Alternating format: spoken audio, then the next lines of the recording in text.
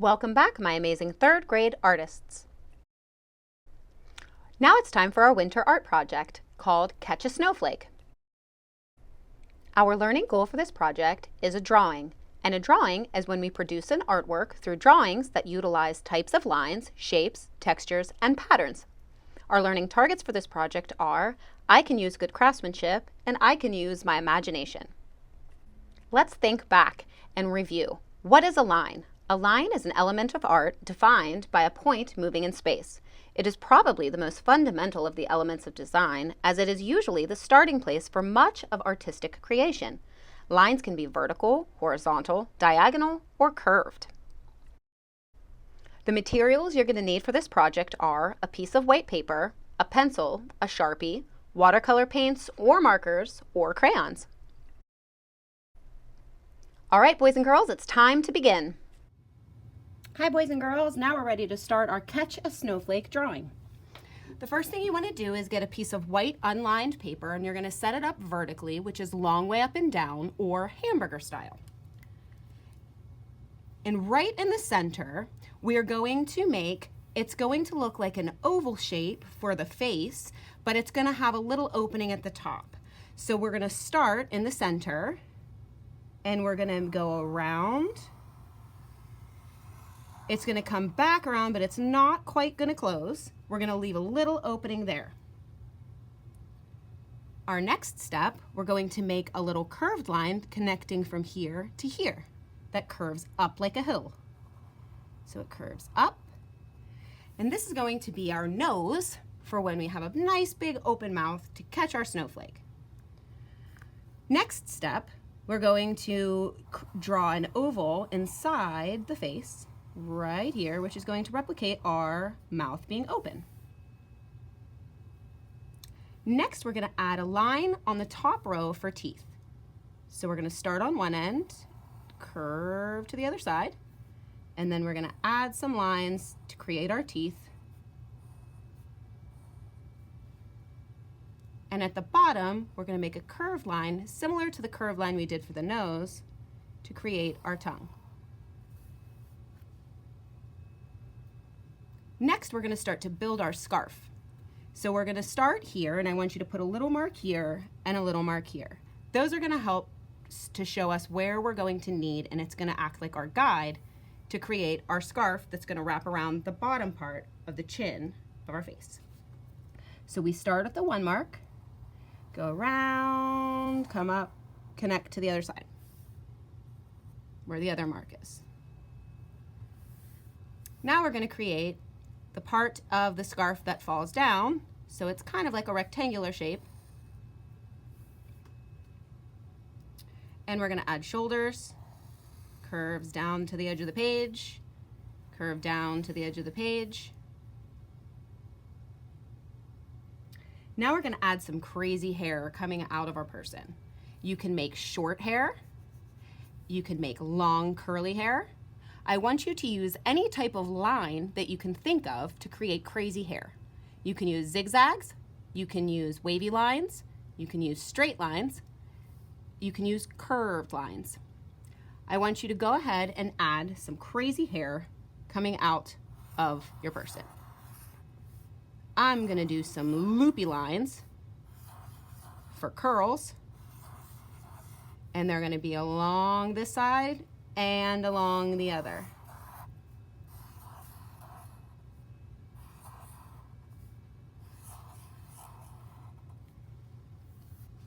And now she is ready to catch her snowflake that's going to fall and drop on her tongue. Go ahead, and if you'd like, you can add some extra details to your scarf or to your sweater. You can add patterns to your scarf. You can add decorations to your sweater. And then we're going to create a couple snowflakes, and we're going to make one look like it's sitting on our tongue. And so the way we're going to do these snowflakes is it's going to start with an X, a line down the middle, and a line through the side. Go ahead and add some other snowflakes to the background of your picture. and practice making these types of snowflakes. Before we add color to our project, let's do a little art review on what good craftsmanship is.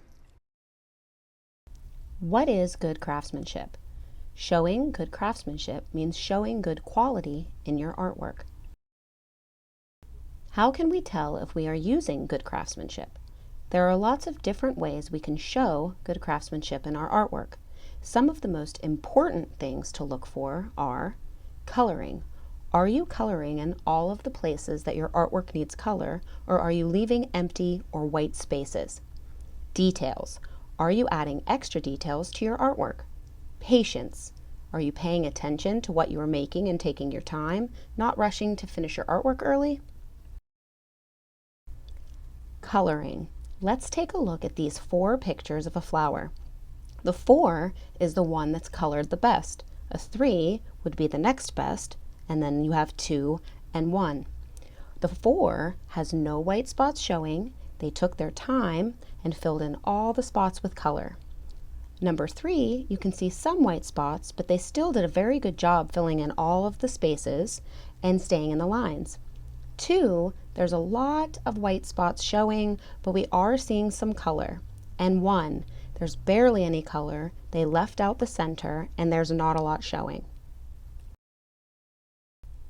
Details. Let's look at these pictures of burgers that were made using construction paper. We have a 4, a 3, a 2, and a 1.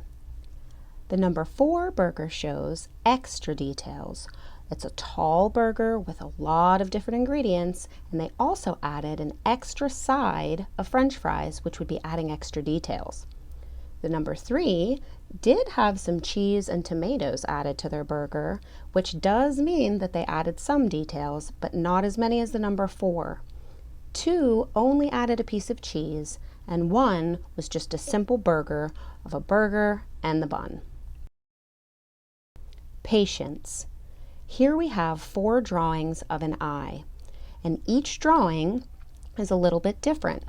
Number 4, the eye has extra details added. They started to do a little shading with their picture and adding extra details. Number 3 is a very good drawing, but it doesn't have as many details as number 4, but it's still a very good drawing. Number 2 is pretty basic, but it's leaving out some of the parts of the eye that we might need, like eyelashes. And number 1 doesn't have many details at all. Now that we know how to use good craftsmanship with coloring, let's get our materials ready for adding color to our project. The materials that you can use are your choice: markers, crayons, or paint. All right, boys and girls, it's time to finish up.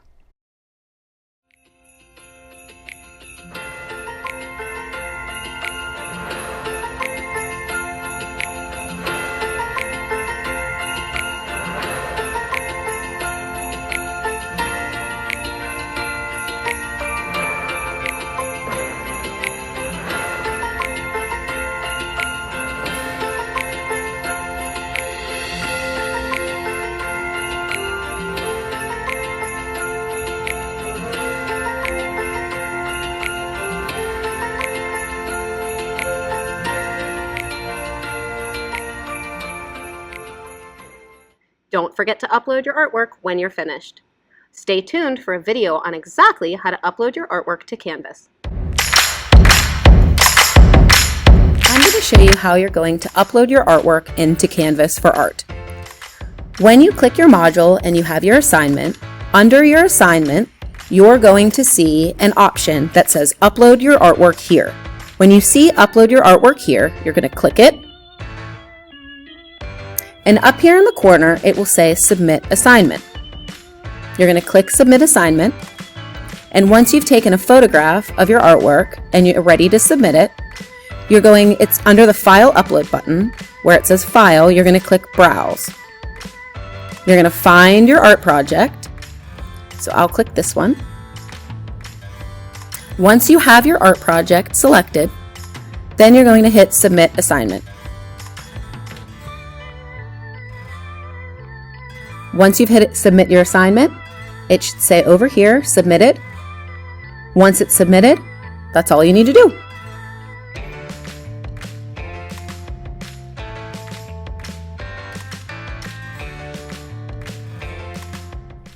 All right, boys and girls, see you next time.